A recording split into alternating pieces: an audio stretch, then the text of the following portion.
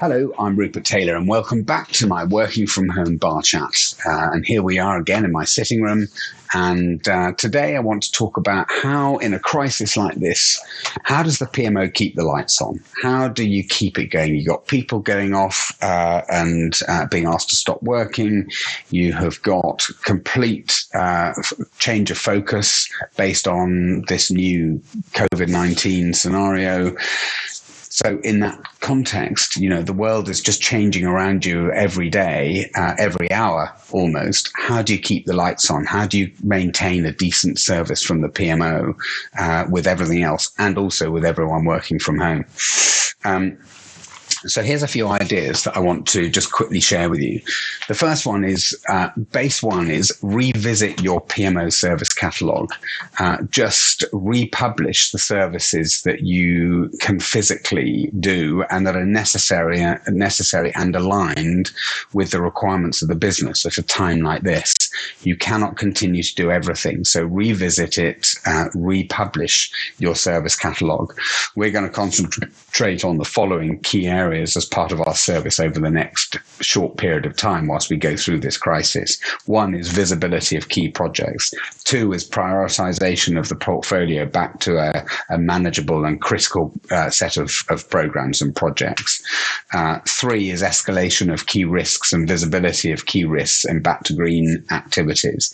And maybe you keep it sort of that simple. You really pare it right back because the rest of the world has changed.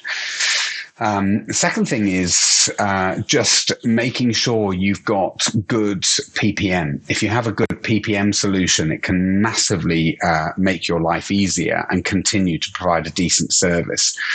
I think the important thing about that is if you have a good PPM solution, what you really need to be able to do is make sure that, number one, we're all working off the same platform. So we have got continuity and consistency in a single place, a single place or repository where all the information is sitting and all the information is accessible.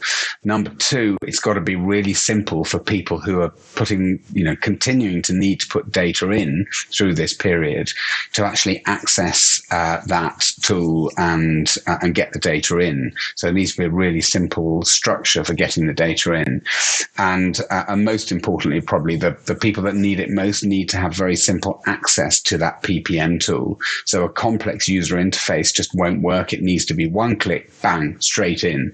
And you need in the PMO to have the ability of escalating activity, very quickly and very succinctly, so that when you do escalate, the executive that you're escalating to can one click straight into that problem, and they've got visibility of the dialogue that sits around it, so that they can take decisions around it. So ensure your sponsors have really good contacts into the PMO. Make sure those relationships are really tight as possible.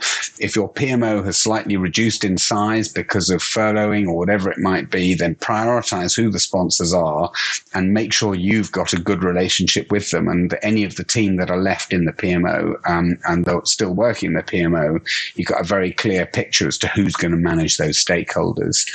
And I think the other thing is automating as far as possible. Automate as far as possible your reporting process. So here, for instance, just make sure that if someone fills in their report, which should be dead simple, everything else is automatically populated. So you don't have to fiddle, and no one's having to rely on people fiddling around with slides. Just make sure that the more automated you can be in a situation like this, the more simple the PMO becomes to run in a moment or period of crisis. And the more simple it is to run, it is absolutely guaranteed it's going to be far more effective with its outputs. So simplicity is really the key here. And if you've got the right tools to enable you to be more simple about the way you do things, then and you've got the right approach, then hopefully it'll make a difference. Anyway, good luck with it all and stay safe. Thank you for coming to the bar chat today. It's been great to have you in the bar, and I hope you've enjoyed the topic we've been talking about. Now, if there's anything in this topic, if there's anything in this bar chat that's particularly resonated with you, or there's a challenge that you're facing with your portfolio or your program or your stakeholders or whatever it might be, then one of the things that I'm offering is a free private bar function. So you can either come into our very own bar and come and be a part of it, and I promise you there'll be a drink waiting here for you, or I'll come to you, or we'll have a phone call, and we can maybe kick the tires on over a bar chat on a challenge that you're facing internally with your program, portfolio, or whatever. If you want to do that, please take me up on the offer. I don't expect anything in return, and I really genuinely don't. You're very welcome to just click the link in the post on LinkedIn. There's a link in there. Connect and register, and we will be in touch to sort a private bar function out. Come and see me in the bar.